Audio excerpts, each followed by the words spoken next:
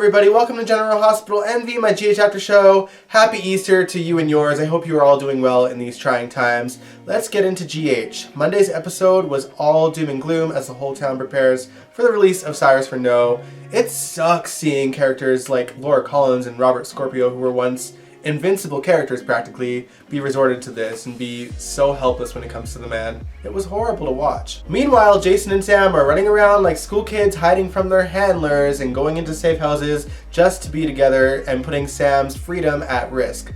Listen, y'all know that I am a J-Sam fan. I have loved them for a very long time, and if this was pre-2011, I wouldn't be so annoyed at this, but the reality is, here in 2020, they have kids to consider here. And seeing Sam just freak out like a little girl, like a little brat, is just like, it's frustrating to watch. Personally, I wish that they didn't have kids. I know that's a controversial statement to make because of Danny and Scout, but it's just how I feel. I mean, the epitome of J-Sam has always been that they are so ride or die for each other. And when you bring kids into a mix for a couple like that, it kind of takes away their foundation, because if they were to still continue to just be ride or die for just themselves and not their kids, then it comes across as kind of bad.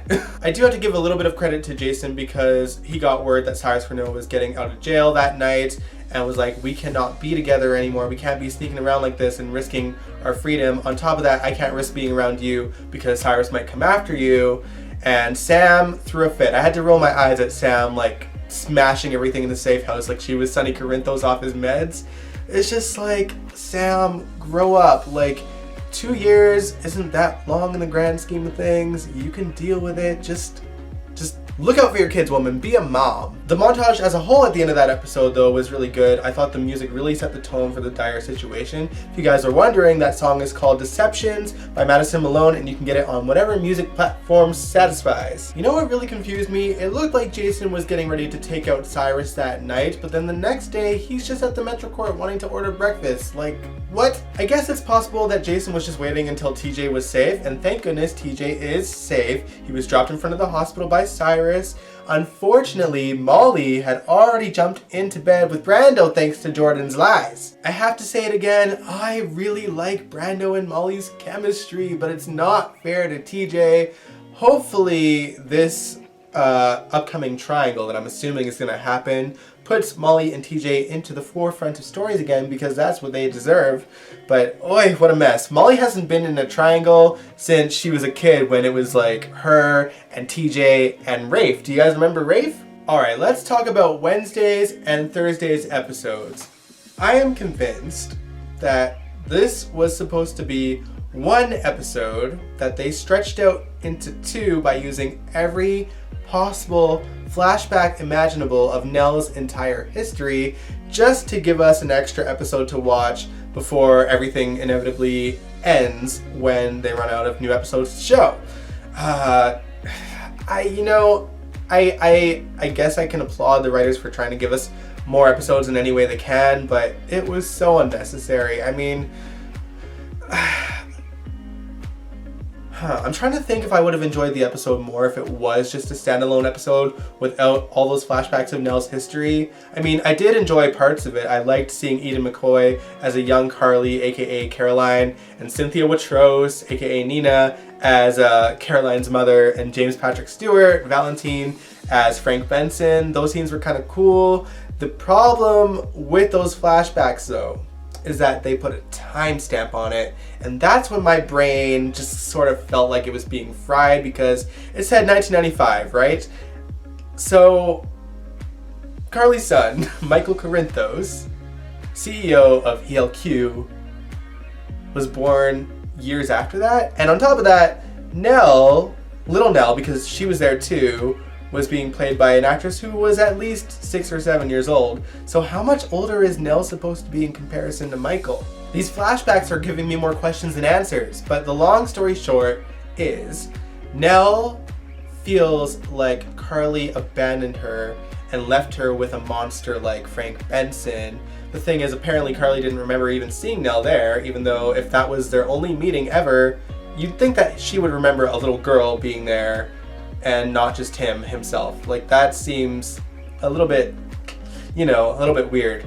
But apparently Frank convinced Nelle that he asked Caroline to be a family with them and be a sister to Nelle, and that she turned him down. Oof. So you want me to believe that a master manipulator like Nelle believed that? I know she was a kid back then, but you would think that at least by the time she got to Port Charles and got outed as being a conniving, sneaky whatever, like when she realized that Frank threw her under the bus to get money that he already spent, that she would think, maybe he lied about that. Now, if Nelle's true motives for going after Carly all these years was because she felt abandoned by Carly because of what Frank told her, I can find a little bit of sympathy for her.